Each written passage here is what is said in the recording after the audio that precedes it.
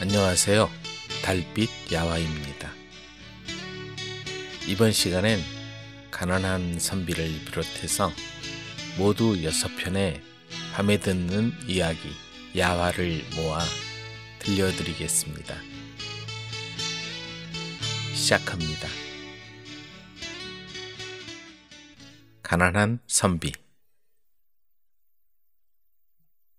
남산 기슭에 말단볕을 한 자리 얻지 못하고 가난에 쪼들리는 선비가 살고 있었다. 그래도 선비 체면에 먹고 놀 수만 없어서 밤낮 책만 읽고 있었다. 이러다 보니 먹을 양식은 떨어지고 끼니조차 제대로 잊지 못하는 형편이라 옷차림은 말할 것도 없었다. 행여 선비가 밖으로 나가기라도 하면 사람들은 손가락질하며 수군거렸다. 저 양반 얼굴 좀 봐. 꼴이 저게 뭐지? 선비의 뺨은 너무 말라 어쩌다 담배라도 3개 빨면 양쪽 뺨이 입안에서 서로 맞붙을 정도로 움푹 패였다. 그의 몰골은 그 정도가 아니었다. 덕지덕지 꿰맨 넝마 같은 망건을 도토리 꼭지처럼 눌러쓰고 뒤통수에 반쯤 걸쳐 쓴 가차림으로 밖에 나가면 사람들은 허리를 잡고 웃었다. 부끄럽습니다. 차라리 바깥 출입을 하지 마세요, 여보. 보다 못한 아내가 말리기라도 하면 선비는 큰 소리를 치며 말했다. 무슨 소리를 하는 거요? 가난이 우리 재산이요. 선비가 그렇게 사는 것이 제멋일지 모르나 찢어지게 가난한 살림을 꾸려가면서도 선비의 체면까지 생각해야 하는 아내는 죽을 노릇이었다. 찌는 듯이 더운 여름이 와도 갈아입을 옷이 없어 솜바지 저고리에 소음을 빼고 그대로 여름을 나는 형편이었고 첫눈이 내리는 겨울에도 삼배적삼으로 견뎠다. 생활이 이 모양이니 겨울이 와도 땔감은 눈을 씻고 봐도 보이지 않았다. 아이고, 왜 이렇게 춥대? 사람들은 절절 끓는 아랫목에 앉아 있어도 춥다고 떠는 겨울에 남산골 선비는 속옷 한 벌 해입을 형편이 못 되었으며 뗄나무가 없으니 따끈한 국물 한 그릇 먹을 수가 없었다. 그저 입맛을 쩝쩝 다시며 강단으로 버티고 나갔다. 아무리 추워도 선비는 춥다는 말을 입 밖에 낸 적이 없었다. 그건 선비가 지켜야 할 도리였으며 또 양반으로서의 긍지였기 때문이다. 선비는 물론이고 그의 아내까지도 용하게 참고 견뎠다. 매서운 찬바람과 눈보라까지 몰아치는 추위가 벌써 닷새 동안이나 계속되었다. 선비의 집에서는 입에 곡기를 넣어본 지가 이미 이틀이나 지났으며 선비는 아내의 눈치를 살피고 아내는 그런 선비의 눈길을 피했다. 여보, 어디 좀 가서 쌀이라도 조금 구워오구려. 그러나 그건 생각이지 차마 입 밖에는 내일 수 없는 말이었다. 선비는 큰 소리로 헛기침만 했다. 선비는 얼음장 같은 방에 앉아 궁둥이를 몇 번 들먹이다가 누더기 같은 이불 속으로 들어갔다. 여보, 많이 춥죠? 보다 못해 아내가 묻자 선비는 신음소리로 대답을 대신했다. 여보, 얼지 않게 다리라도 주물러 드릴까요? 여보, 속까지 떨려오지 않나요? 선비는 아내에게만은 체면을 잃지 않으려고 헛기침을 2번 했으나 참는 선비도 죽을 노릇이었다. 뼈마디 속까지 얼어 무릎과 팔꿈치를 움직이면 오도독 소리가 났다. 견디다 못한 선비는 체면을 무릅쓰고 팔다리를 바싹 웅크렸다. 선비는 있는 힘을 다해 추위와 허기를 참고 또 참았다. 여보, 참다가 큰 병이라도 나시면 어쩌시오. 아내가 울상을 지었다. 하지만 아내 역시 파랗게 질린 얼굴에 온몸을 사시나무처럼 떨고 있었다.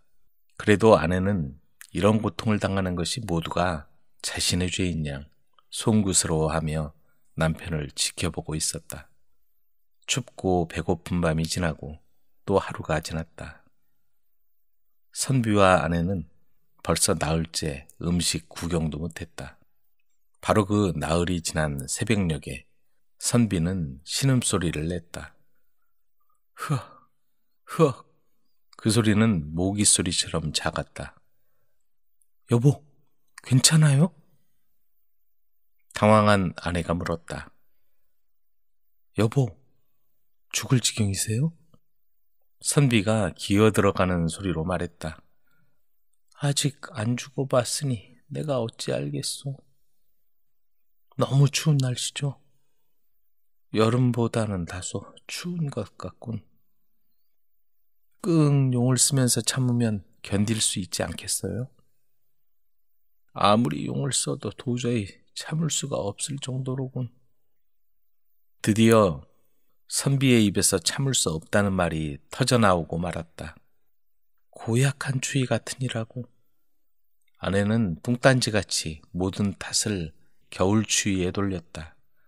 그러자 선비가 또 가느다란 신음소리를 한 번 더 내더니 어디 두고 보자. 이놈의 추위. 내년 봄엔 어찌 되나 두고 보잔 말이다. 하고 어금니를 으득으득 갈았다. 그리고는 사르르 잠이 드는가 했더니 다시는 눈을 뜨지 않았다. 일생을 대나무처럼 곧게 그러나 가난하게 살아온 남산골 선비는 계속되는 겨울 추위와 굶주림을 더 이상 견딜 수가 없어 이렇게 세상을 떠났다. 남산골 선비의 비참한 마지막을 전해들은 이웃집 부자 영감은 탄식하며 말했다.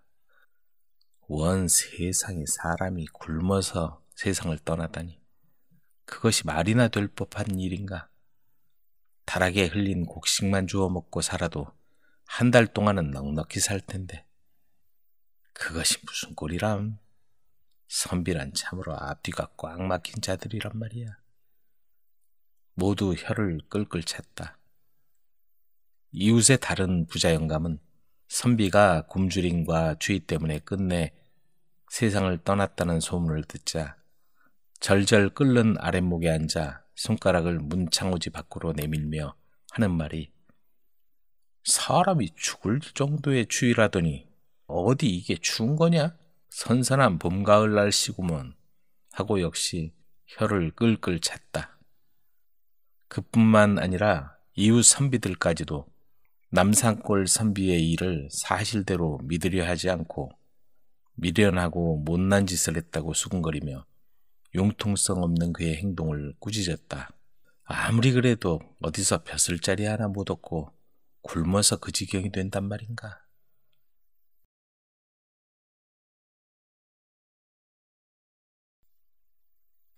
선량한 유령과 용감한 젊은이. 도시에서 그리 멀지 않은 넓은 평야에 훌륭한 성이 우뚝 서 있었다. 그러나 그곳엔 아무도 살 수가 없었다. 매일 밤 유령이 나타났기 때문이다. 성에는 거의 밤마다 슬픈 흐느낌과 크고 텅 빈 성의 곳곳에서 구슬프게 울려 퍼졌다. 할로윈데이 전날에는 굴뚝에서 어슴푸레한 이상한 빛이 나타나더니 어두운 하늘 아래에서 타오르다가 꺼지고 다시 타오르다가 꺼지고 했다. 또 유령들이 몰려왔군. 저길 봐. 전문가들과 용감한 모험가들은 그 유령을 처치하려고 몰려갔다. 그러나 다음날 아침이면 거대한 홀에 있는 차가운 벽난로 앞에 숨이 끊긴 채 앉아있는 모습으로 발견되었다. 맙소사, 또 변을 당했군. 10월의 어느 날 저녁 섬 근처에 있는 작은 마을에 용감하고 쾌활한 땜쟁이가 나타났다. 그의 이름은 에스테반이라고 했다. 그가 시장에 앉아서 주전자와 프라이팬을 수리하고 있을 때 마을에 사는 부인들이 유령에 관해 얘기하고 있었다. 그들은 유령이 헬로윈데이 전날에 꼭 나타났다고 한 목소리로 떠들었다. 해질녘이 되면 그 이상한 빛이 굴뚝에서 타오르는 게 보여요. 가까이 다가가면 적막한 성에 울려 퍼지는 슬픈 목소리를 들을 수 있어요. 정말 그렇다면 말이지요. 에스테반이 돌발적으로 말했다. 사모님들 잘 알아두세요. 나 에스테반은 유령이든 무엇이든 무서워하지 않아요. 오늘 밤 그 성에서 자고 오겠어요. 음침한 영혼들을 벗삼아서 말입니다. 마음씨 좋은 부인들은 걱정하며 그를 바라보았다. 에스테반은 자신이 그 유령을 사라지게 하는데 성공한다면 성의 주인이 1000개의 금화 정도는 내놓을 걸 알고 있었다. 에스테반은 빙그레 웃었다. 무슨 일이 있어도 그는 저녁 무렵에 성 안으로 들어가 유령을 없앨 작정이었다. 그곳에 가려면 먹고 마실 것과 모닥불을 피울 재료를 준비해서 가져가야 합니다. 사람들은 한 다발의 장작과 베이컨과 포도주, 신선한 달걀, 그리고 프라이팬을 내주었다. 에스테반은 그것들을 당나귀에 싣고 성으로 출발했다.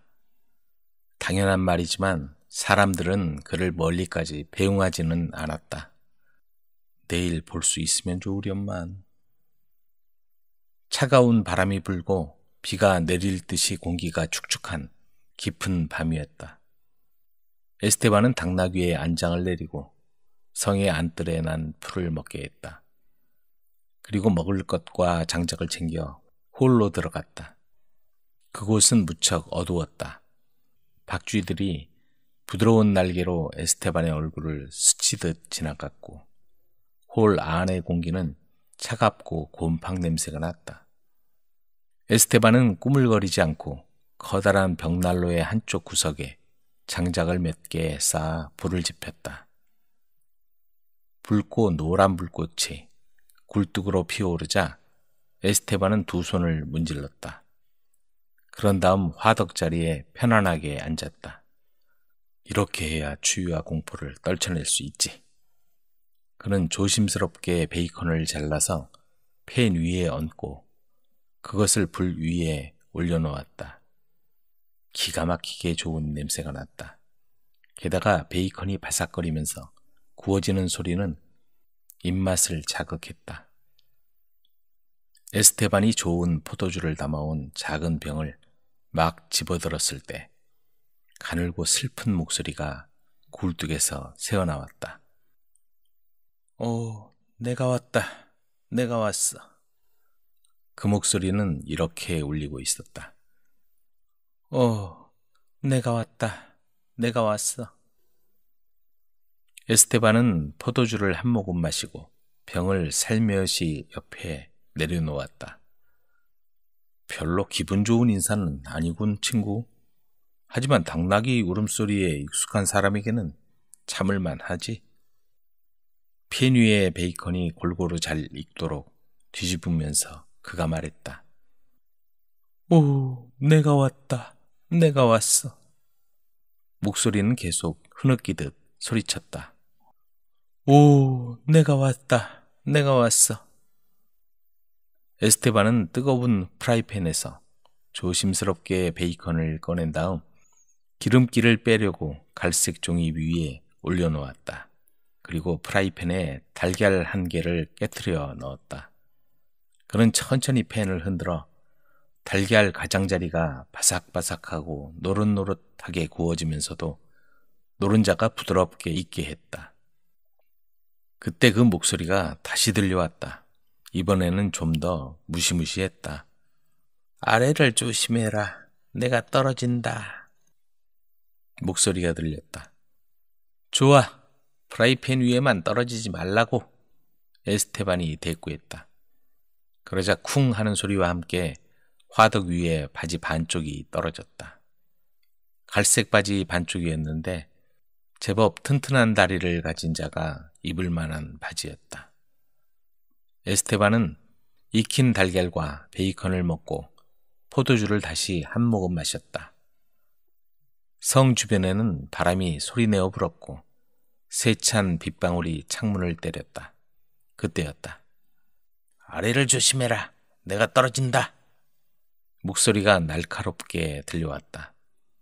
쿵 하는 소리가 다시 들렸고 첫 번째 바지 반쪽과 똑같이 생긴 두 번째 바지가 화덕 위에 떨어져 있었다. 에스테반은 그걸 불에서 멀리 치워놓고 장작을 좀 더 넣었다. 그리고는 프라이팬에 남아있는 기름을 두르고 두 번째 달걀을 깨트려 넣었다. 아래를 조심해라. 다시 그 목소리가 부르짖었다. 이제 더 이상 가늘고 힘없는 목소리가 아니라 강하고 활기찬 목소리였다. 아래를 조심해라. 내가 떨어진다. 떨어지라고. 내 달걀을 망치지만 말아줘. 에스테반이 소리쳤다. 지금까지보다도 더 묵직하게 쿵 하는 소리가 나면서 화덕 위에 윗도리가 떨어졌다. 그건 푸른 윗도리와 갈색 외투였다. 다시 그 목소리가 울리면서 한쪽 팔소매와 나머지 팔소매를 떨어뜨렸을 때 에스테반은 세 번째 달걀과 마지막 남은 베이컨을 먹고 있었다. 에스테반은 프라이팬을 불 위에 얹어 베이컨을 더 굽기 시작하면서 생각했다. 이제 머리만 남았네. 정말 궁금하단 말이야. 아래를 조심해라. 내가 떨어진다. 떨어진다. 그런 목소리가 쩌렁쩌렁하게 울려 퍼졌다. 마침내 굴뚝 아래로 두건이 굴러 떨어졌다. 베이컨이 아직 반밖에 익지 않았지만 에스테반은 팬을 불 위에서 치우고 화덕 위에 올려놓았다. 그건 잘한 일이었다. 왜냐하면 눈앞에서 옷의 부분들이 하나로 합쳐지더니 살아있는 아니면 유령일 수도 있는 남자로 변했다. 굵은 검은 머리칼과 길고 검은 수염과 조금은 억지로 웃는 듯 불안해 보이는 검은 눈을 가진 잘생긴 얼굴이었다. 그 광경에 놀란 에스테반은 뜨거운 베이컨 기름에 손가락을 댈 뻔했다. 안녕하시오? 달걀과 베이컨 한 조각 드시겠소? 에스테반이 말을 걸었다. 아니, 음식은 필요 없어. 그렇지만 지금 여기서 이것만은 말해두지요. 이 성에 들어온 사람 중에서 내가 이렇게 합쳐질 때까지 버틴 사람은 당신이 처음이요.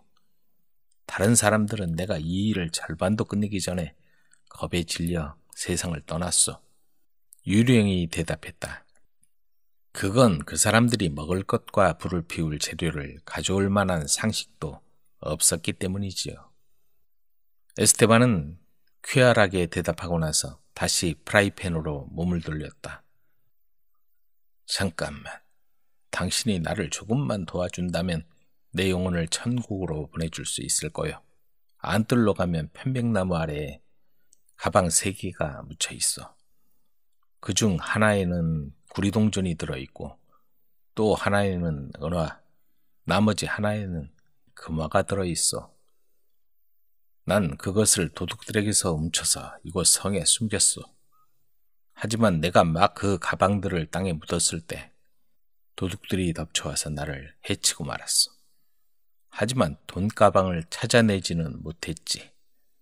이제 당신이 나와 함께 가서 그 가방들을 파냅시다. 구리동전은 교회에 기부하고 은화는 가난한 사람들에게 나눠주시오. 그리고 금화는 당신이 가지시오. 그러면 나는 내 죄를 씻고 하늘나라로 갈 수 있어.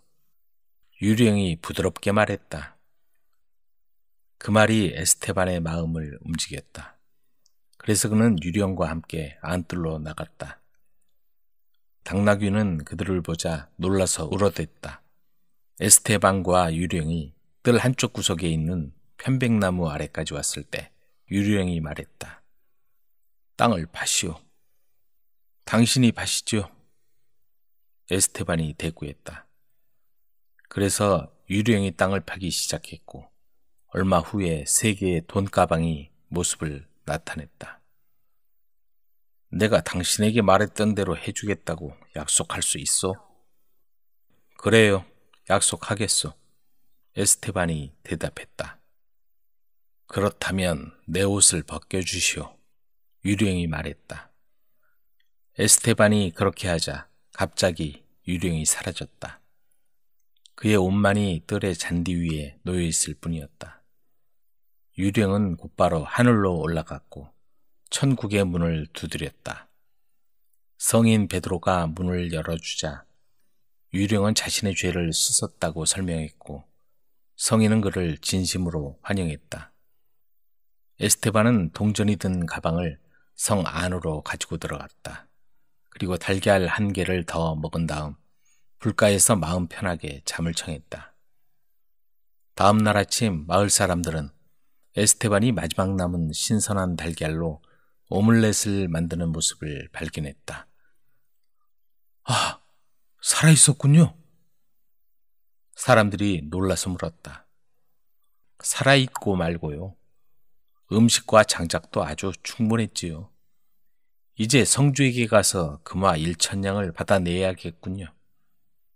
유령은 잘 되어서 가버렸습니다. 안뜰에 유령의 옷들이 놓여 있을 겁니다. 에스테반이 대답했다. 놀란 눈으로 바라보는 사람들 앞에서 그는 돈가방을 당나귀 등에 싣고 떠났다. 그는 우선 성주로부터 금화 1,000냥을 받았다. 그리고 구리동전은 교회에 기부하고 은화는 가난한 사람들에게 나누어 주었다. 에스테반은 성주에게서 받은 금화와 유령이 남긴 금화를 가지고 평생 여유롭게 살 수 있었다.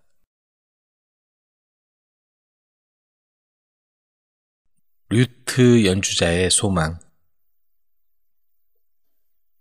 왕과 왕비가 행복하고 평안하게 살고 있었다. 그들은 서로 무척 사랑했고 걱정거리가 없었지만 점점 왕이 참을성을 잃어갔다. 그는 세상에 나가 전투에서 적과 부딪혀 자기 힘을 시험하고 명예와 영광을 차지하고 싶었다. 왕은 군대를 소집해서 백성들을 괴롭히고 학대하는 이교도 왕이 통치하는 먼 나라로 출전할 것을 명령했다. 마침내 왕은 신하들에게 최종 명령을 내리고 왕비와 작별 인사를 나누었다. 무사히 잘 다녀오겠소. 그동안 잘 지내시오.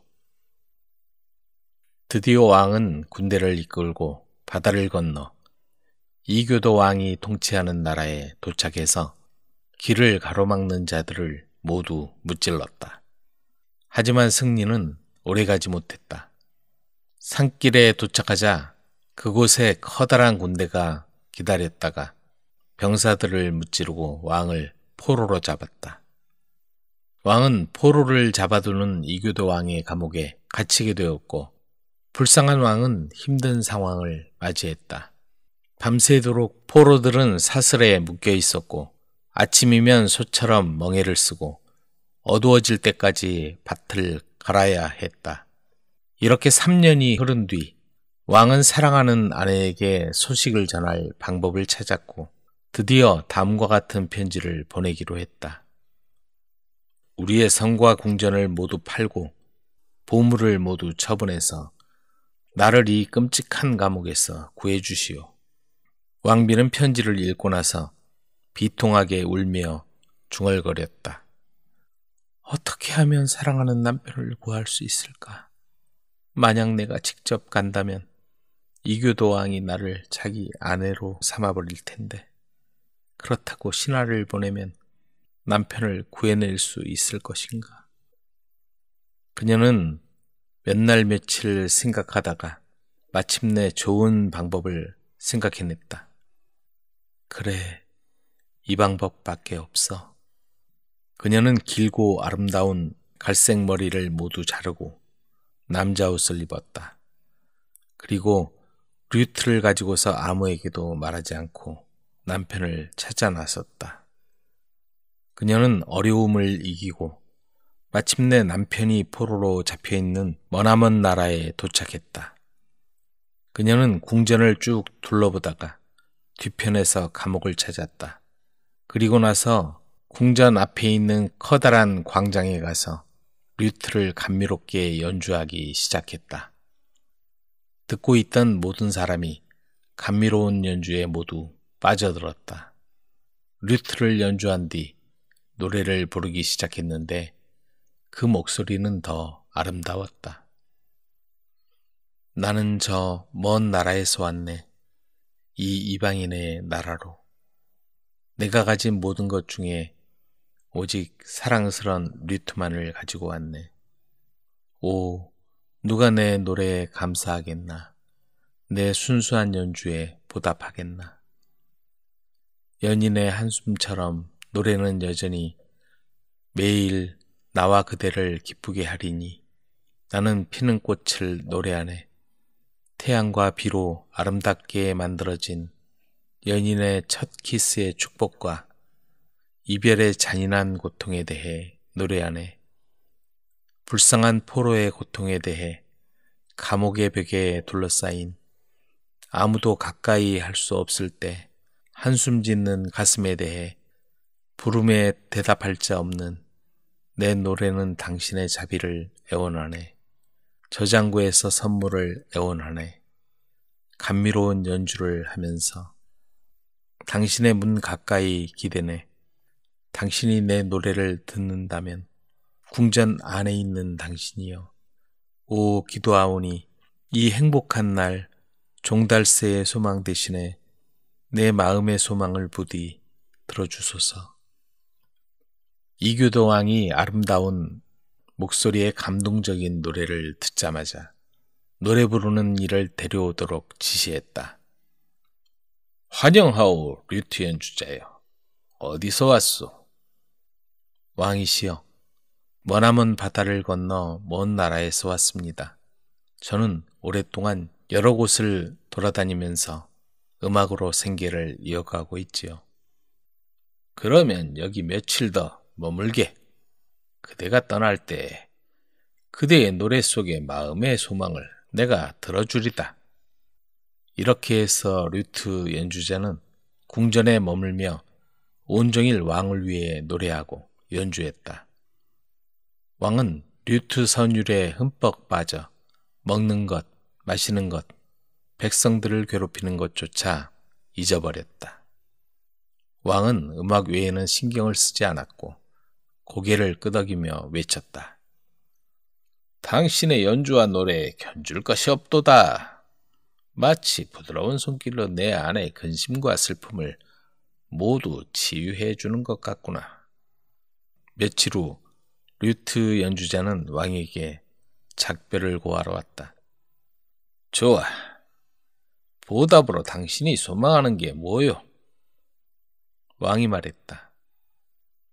왕이시여, 당신의 포로 중 한 명을 주소서. 당신 감옥에는 포로들이 많이 있습니다. 그중 한 명이 여행에 동행이 되어준다면 기쁘겠습니다. 여행 중에 그의 행복한 목소리를 듣는다면 왕을 생각하고 감사하겠습니다. 그럼 이리 오시오. 당신이 원하는 사람을 고르시오. 그리고 왕은 류트 연주자를 감옥에 데리고 갔다. 왕비는 포로들 사이를 걸어서 마침내 남편을 지목하고 여행에 데려갈 수 있게 되었다. 그들은 먼 길을 함께 갔지만 왕은 그녀가 누구인지 몰랐고 그녀는 그의 고향으로 더 가까이 안내했다. 그들이 국경 근처에 이르렀을 때 포로가 물었다. 친절한 분이시여, 이제 나를 가게 해주시오. 나는 보통 포로가 아니라 이 나라의 왕이오. 나를 자유로이 풀어준다면 보답으로 뭐든지 주겠소. 보답은 바라지 않습니다. 편안히 가세요. 류트 연주자가 말했다. 그러면 나와 함께 갑시다. 좋은 분이여. 부디 나의 손님이 되어줘. 때가 오면 제가 당신의 궁전으로 가겠습니다. 왕비는 빠른 길로 왕이 오기 전에 궁전에 도착했고 드레스로 바꿔 입었다. 1시간 뒤 궁전 내의 모든 사람이 바삐 움직이며 소리쳤다. 우리 왕이 오셨다! 우리 왕이 귀환하셨다! 왕은 한 사람 한 사람 따뜻하게 인사를 나눴지만 왕비를 대하는 눈빛만은 차가웠다. 왕은 신하들을 모두 소집해 말했다. 왕비를 잘 생각해 보시오. 지금은 그녀가 내 목을 끌어안지만 내가 감옥에 박혀서 편지를 보냈을 때 그녀는 날 전혀 도와주지 않았어. 그러자 신하들이 한 목소리를 냈다. 왕이시여, 소식이 전해졌을 때 왕비가 사라졌고 어디로 갔었는지 아무도 모릅니다. 왕비도 오늘에야 돌아왔습니다. 왕은 너무도 화가 나 소리쳤다. 부정한 내 아내를 심판하라. 젊은 류트 연주자가 날 구하지 않았다면 너희들이 다시는 왕을 보지 못했으리라. 내가 살아있는 한 사랑과 감사로서 그를 기억할 것이다. 왕이 신하들과 앉아있는 동안 왕비는 변장할 시간이 있었다. 그녀는 류트를 가지고 궁전 앞 광장으로 살며시 들어가 청아하게 노래 불렀다. 나는 노래하네. 불쌍한 포로의 고통에 대해, 감옥의 벽에 둘러싸인 아무도 가까이 할 수 없는 그때 한숨 짓는 가슴에 대해 부름에 대답할 자 없는 이를 노래하네. 내 노래는 당신의 자비를 애원하네. 저장고에서 선물을 애원하네. 감미로운 연주를 하면서 당신의 문 가까이 기대네. 당신이 내 노래를 듣는다면 궁전 안에 있는 당신이여, 오 기도하오니 이 행복한 날 내 마음의 소망을, 사랑을 부디 들어주소서. 왕은 이 노래를 듣자마자 류트 연주자를 만나려고 뛰어나갔고 그의 손을 잡고 궁전으로 데리고 들어왔다. 여기 나를 감옥에서 구해준 남자가 있어. 자, 이제 내 진정한 친구여. 당신 마음의 소망을 내가 들어주겠소. 왕이 소리쳤다.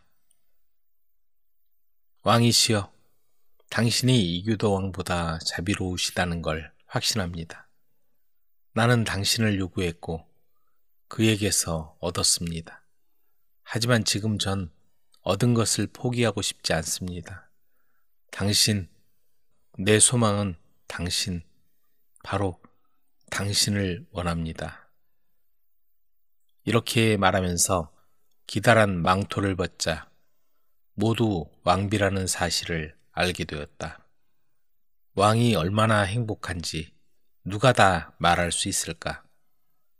왕은 진심으로 기뻐하며 온 나라에 성대한 축제를 열었고 온 나라 사람들이 함께 기뻐했다.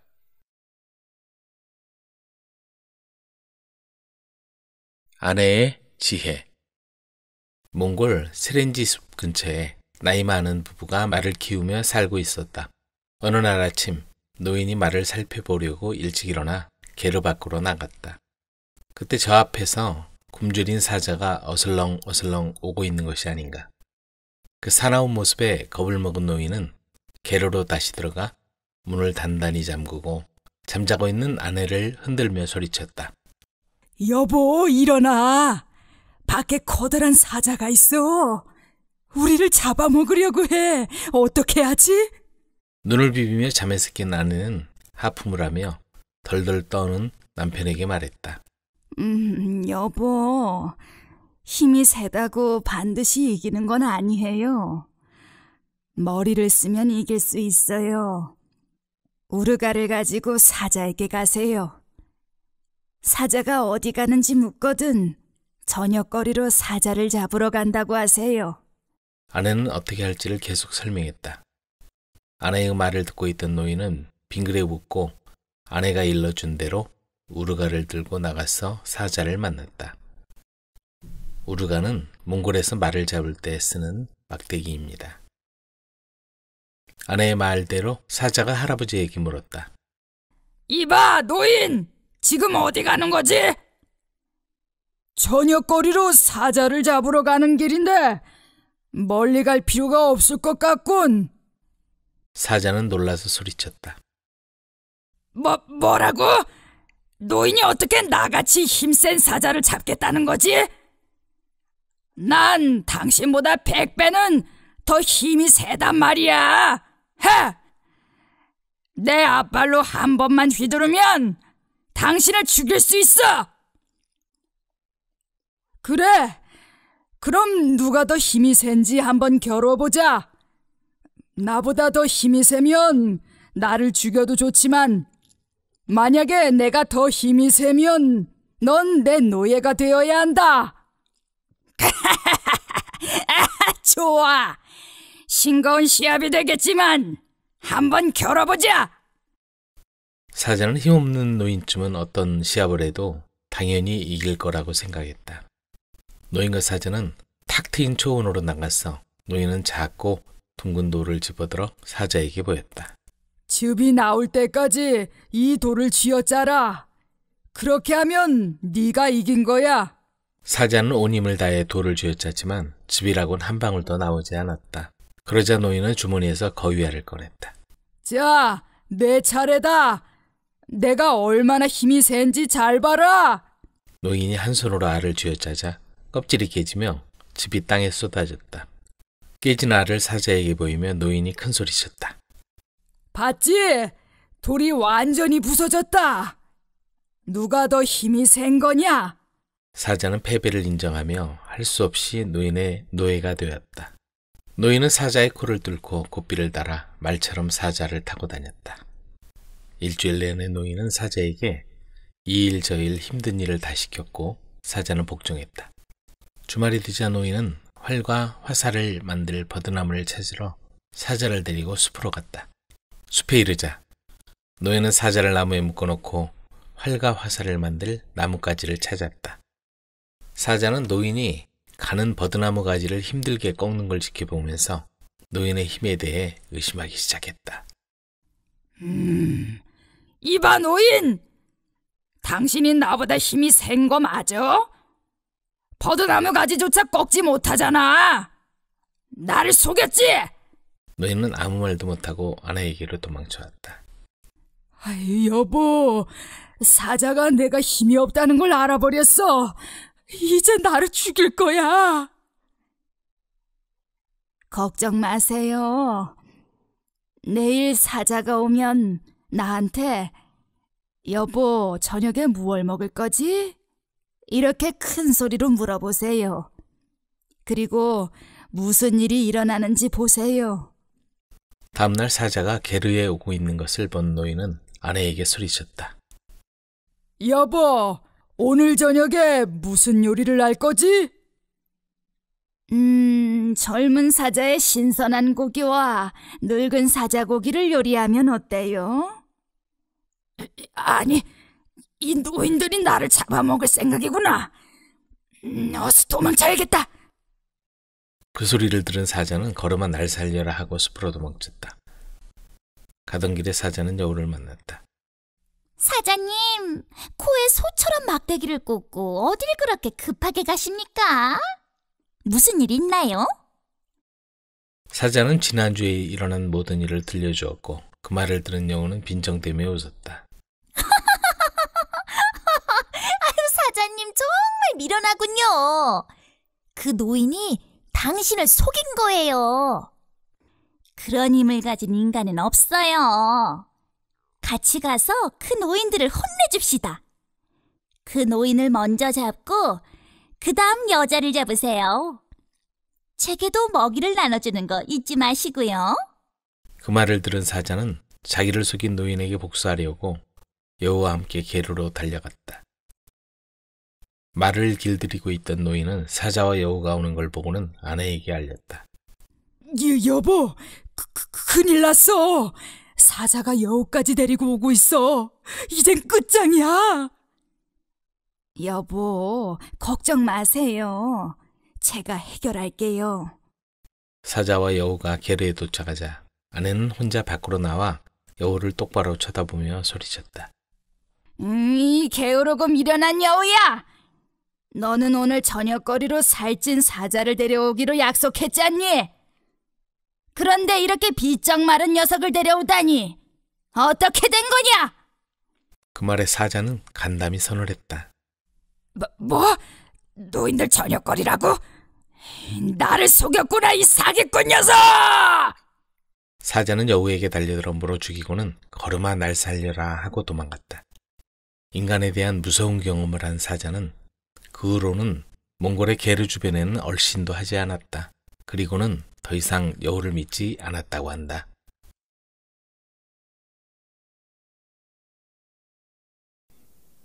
벼락 맞은 귀신. 깊은 산기슭에 늙고 병든 어머니와 효성이 지극한 나무꾼이 살았다. 아들은 매일 산에 가서 나무를 해서 그것을 팔아서 늙은 어머니를 정성껏 모셨다. 그의 지극한 효성은 오로지 하늘만 알았다. 쓸쓸한 산속, 풀벌레와 산새들, 계곡의 물소리만이 이들 모자의 변함없는 친구였다. 비록 다 쓰러져가는 단칸방 오두막에서 살고 있었지만 그 집안에는 항상 따사로운 사랑이 감돌고 있었다. 그러던 어느 날 아들은 여느 때와 같이 나무를 잔뜩 올린 지게를 지고 어두워져서야 지친 걸음으로 집에 돌아왔다. 그런데 마당에 들어선 순간 아들은 이상한 기분이 들었다. 어머니, 제가 왔어요. 밖은 어두운데 방에는 불도 켜져 있지 않고 인기척이 전혀 없었다. 아들은 이상한 생각이 들어 지게를 내려놓고 후다닥 방문을 열었다. 싸늘한 공기가 얼굴을 스칠 뿐 방 안에 계셔야 할 어머니가 보이지 않았다. 걸음조차 제대로 걷지 못하는 어머니였다. 게다가 바깥 출입이라고는 해본 적이 없는 어머니가 어디 외출을 했을 리가 없었다. 아무리 생각해도 알 수가 없는 일이었다. 혹시? 불길한 생각이 들자 아들은 방문을 박차고 밖으로 뛰어갔다. 어머니! 어머니! 아들은 두 손을 모아 입에 대고 어두운 하늘을 향해 외쳤다. 어머니! 어머니! 그는 조금 전에 나무를 하고 내려왔던 산에도 달려가 보았다. 산기슭의 작은 밭에도 가보았다. 목욕을 하는 물 웅덩이에도 달려가 보았다. 그는 밤중인데도 불구하고 온통 산속을 미친 듯이 돌아다니며 어머니를 불렀다. 어머니! 어머니! 그래도 어머니는 찾을 수가 없었고 밤은 점점 깊어갔다. 별만 총총한 하늘을 향해 아들은 어머니를 부르며 마구 돌아다녔지만 어머니의 모습을 발견하기는커녕 목소리조차 들을 수가 없었다. 미친 듯이 어머니를 부르는 자신의 목소리만이 고요한 계곡에서 메아리쳐 다시 돌아왔다. 아들은 완전히 지쳐버렸다. 캄캄한 산속에서 엎어지고 구르며 돌아다니느라고 온몸이 흙과 땀으로 뒤범벅이 되었다. 이제는 더 어머니를 부를 기력도 없어 집으로 돌아왔다. 그런데 그가 오두막의 뜰로 들어섰을 때였다. 아들은 놀라움과 기쁨에 잠시 숨이 막히는 듯 했다. 아니, 방에 불빛이... 분명히 캄캄했던 방에서 밝은 불빛이 새어나왔다. 어머니! 그는 반가워서 소리를 지르며 방문을 열었다. 어머니는 조용히 방에 앉아 있었다. 어디에 갔다 왔는지 어머니는 아무 일도 없었다는 얼굴로 오히려 소리쳐 부르며 들어오는 젊은이를 이상하다는 듯이 바라보았다. 아니, 어머니, 어딜 다녀오셨습니까? 무슨 말을 하느냐? 너야말로 어딜 다녀오느냐? 어머니는 아들이 왜 그렇게 반가워하는지 영문을 모르겠다는 얼굴로 되물었다. 아들은 어머니의 손을 덥석 잡고 흔들며 다시 물었다. 어머니, 어디를 다녀오셨어요? 제가 부르는 소리를 못 들으셨어요? 못 들었구나. 아마 바람이 나뭇잎을 흔드는 소리 때문에 들리지 않았겠지. 늙은 것도 서러운데 이제는 가는 길까지 먹었으니 한심하구나. 어딜 다녀오셨어요, 어머니? 무사히 어머니가 돌아와 준 것은 다행한 일이지만 그래도 아들은 어머니가 어디에 갔다 왔는지 궁금해서 견딜 수가 없었다. 방에만 들어앉아 있자니까 너무 답답해서 저 앞에 있는 연못가에 나가 바람을 좀 쐬고 왔단다. 아, 그러셨군요. 아들은 밝게 웃었다. 그제야 모든 의문이 풀려 답답했던 가슴이 후련해졌다. 얘야. 어머니는 밝게 웃는 아들을 많이 바라보고 불렀다. 고기 생각이 나는구나. 내일은 고기를 좀 사오도록 해라. 고기를 말입니까? 이렇게 반문하며 아들은 고개를 들어 어머니를 바라보았다. 너무나도 뜻밖의 일이었다. 그것도 그럴 것이 어머니는 고기를 먹고 싶어도 이가 빠져 고기를 먹을 수가 없었는데 그런 어머니가 느닷없이 고기가 먹고 싶다고 하니 아들은 놀라지 않을 수가 없었다. 아, 알았습니다. 내일 날이 밝는 대로 장에 나가 나무를 팔아 고기를 사오겠습니다. 하루만 참아주세요. 한편으로는 기뻤고 또 한편으로는 놀랍고 걱정스러웠다. 어머니가 건강을 회복했다고 생각하니 기뻤고 가난한 살림에 고기를 구할 생각을 하니 걱정이 되었다.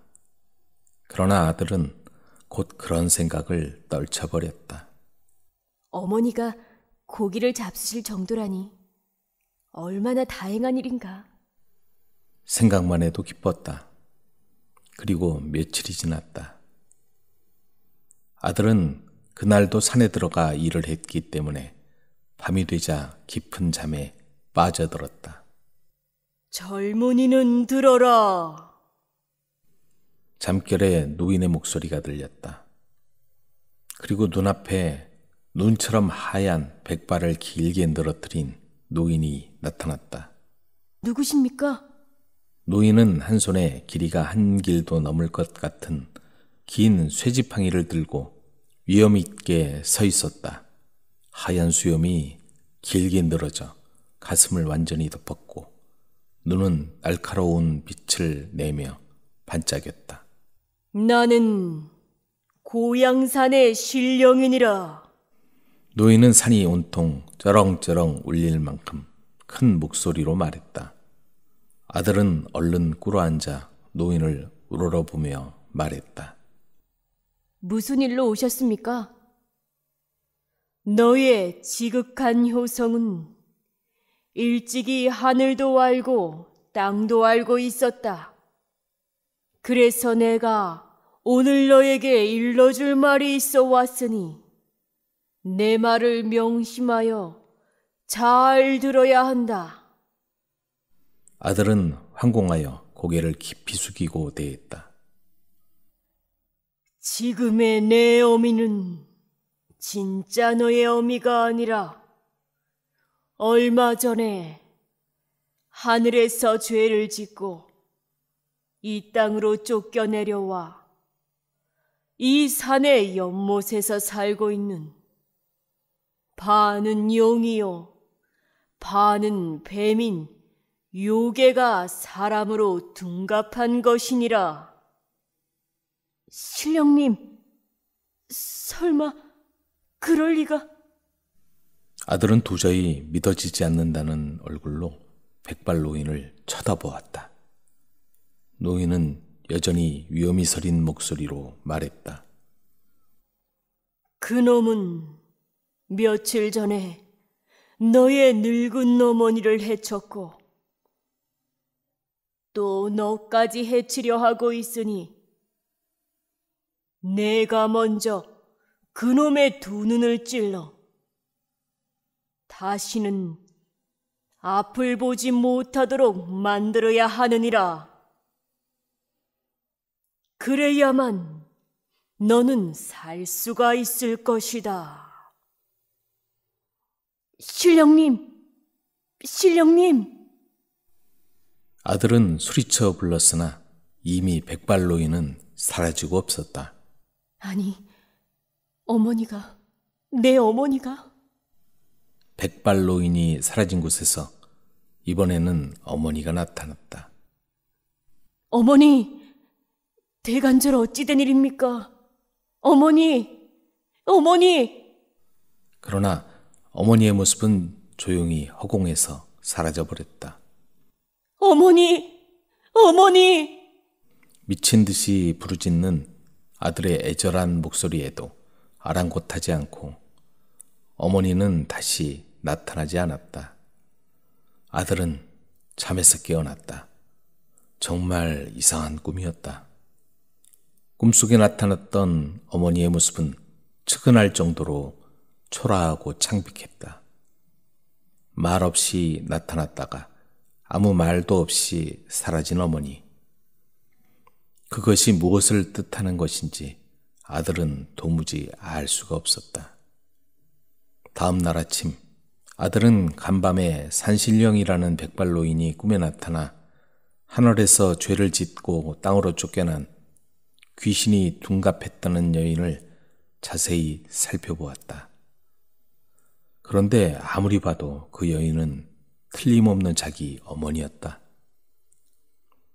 그래도 행여나 싶어서 아들은 어머니의 눈과 입과 귀와 코를 자세히 바라보았다.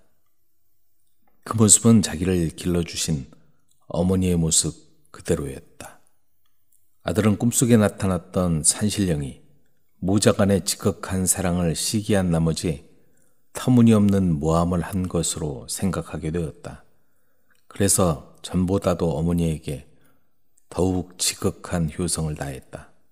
그러던 어느 날 밤, 그 산신령이 다시 꿈에 나타나서 말했다. 너의 효성은 정말 지극하구나. 그러나 바로 내일 밤에 너를 그 귀신이 해치기로 결정했으니 내 말대로 하지 않으면 너는 화를 입을 것이다. 신령님, 그것이 정말입니까? 저는 도대체... 잠자코 시키는 대로 해라. 내가 화살을 줄 테니 이것을 가지고 내일 밤 달이 연못 한가운데를 비칠 때 이 화살을 꺾어서 힘껏 달을 쏘아라. 말을 마친 산신령은 사라졌다. 아침에 눈을 뜬 아들은 깜짝 놀랐다. 손에는 간밤에 꿈속에서 받아든 화살이 쥐어져 있었다. 이제는 의심할 여지가 없구나.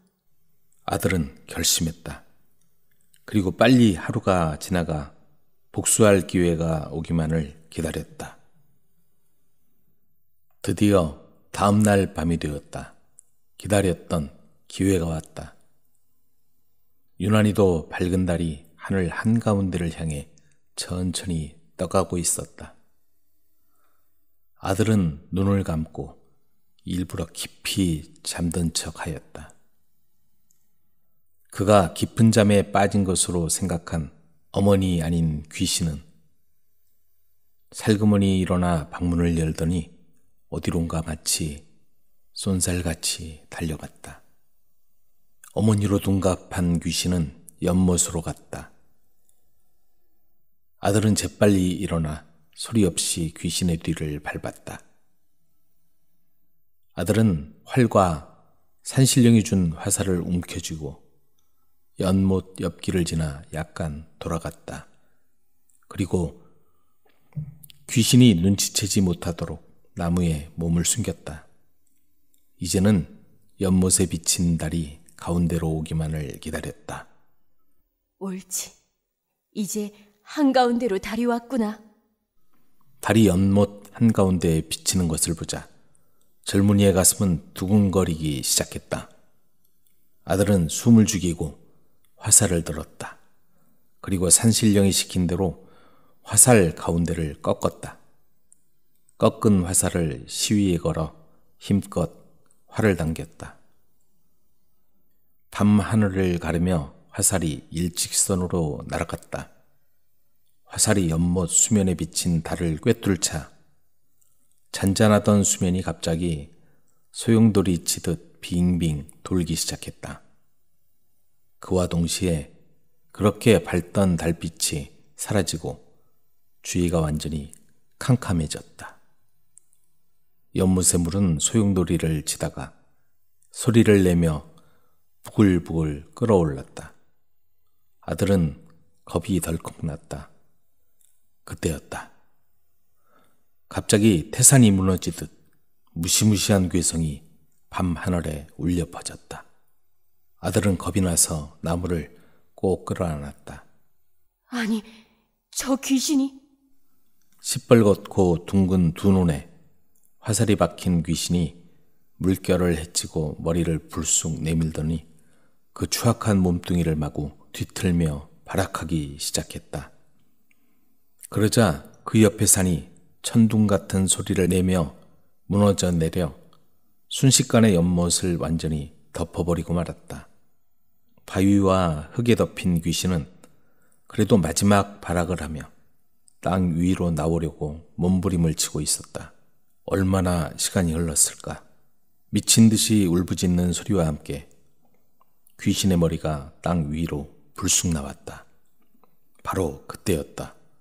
칠흑같이 어두운 밤하늘이 번쩍하는 번갯불로 두 쪽이 나더니 천둥이 하늘을 흔들며 울렸다. 벼락이 떨어진 것이다.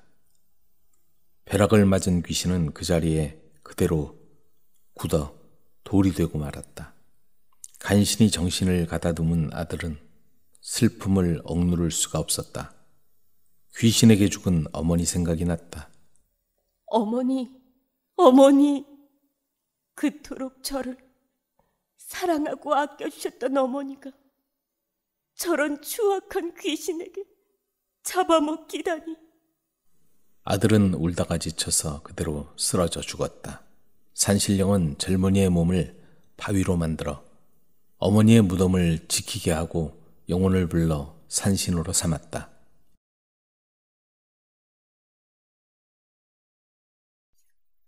영리한 바보들. 옛날에 영국 고셈이라는 마을에서 있던 이야기다. 그 마을 사람들이 다른 사람들로부터 고셈의 영리한 바보들이라고 불리게 된 사연은 다음과 같다. 어느 해 여름이었다. 왕의 행렬이 고셈 마을을 지난다는 소문에 마을이 소란했다. 소란한 이유는 그 나라의 임금이 무척이나 난폭해서 임금의 행렬이 밭이나 목장을 닥치는 대로 마구 짓밟고 지나가기 때문이었다. 그래서 행렬이 지나간 자리는 모조리 짓밟혀서 가을에 추수도 할 수 없게 되며 담도 울타리도 모두 무너져 엉망진창이 되었다. 그래서 마을 사람들은 마을 입구에 큰 돌을 깔아 왕의 행렬이 마을을 지나지 못하게 하기로 했다. 목장과 밭에는 울타리를 둘러쳤고 길에는 마른 풀과 즙을 깐 다음 소와 말을 길에다 풀어놓았다. 행렬이 도저히 지나갈 수 없게 해둔 것이다. 그 사실을 알게 된 왕이 크게 화를 냈다. 내가 지나가는 것을 방해하는 자들은 모두 사형시키겠다. 왕은 자기의 명령이 잘 지켜지고 있는지 알아보려고 부하를 고센 마을에 보냈다. 어쩌면 좋겠나? 좋은 방법이 없을까? 왕의 부하가 온다는 소문이 돌자 마을 사람들은 모여 회의를 했다. 그때 한 농부가 좋은 생각을 했다. 제게 좋은 생각이 있습니다. 농부의 얘기를 듣고 마을 사람들은 모두 기뻐했다. 마을 사람들은 농부의 의견대로 급히 큰 돌과 집, 마른 풀을 치운 다음 울타리까지 뜯어 예전과 같은 상태로 마을을 만들어 놓았다. 그리고 평소대로 하던 일을 하고 있을 때 왕의 부하들이 마을에 도착했다. 그때 한 노인이 뱀장어를 손에 들고 손을 물 웅덩이에 담갔다가 빼고 또 담그는 행동을 계속하고 있었다. 노인장, 지금 뭐 하시는 거요? 지금 뱀장어를 물속에 넣어 숨이 막혀 죽게 하려는 중입니다. 멍청한 노인 같으니라고 뱀장어가 물속에서 숨이 막혀 죽다니 말이 되나? 부하들은 한심해했다. 그리고 또 걸어가다 보니 사람들이 웅성거리고 있었다. 무슨 일이지? 궁금하니 가보자. 가보니 사람들이 수레를 지붕으로 끌어올리는 중이었다. 수레를 지붕으로 끌어올리는 이유가 뭐요?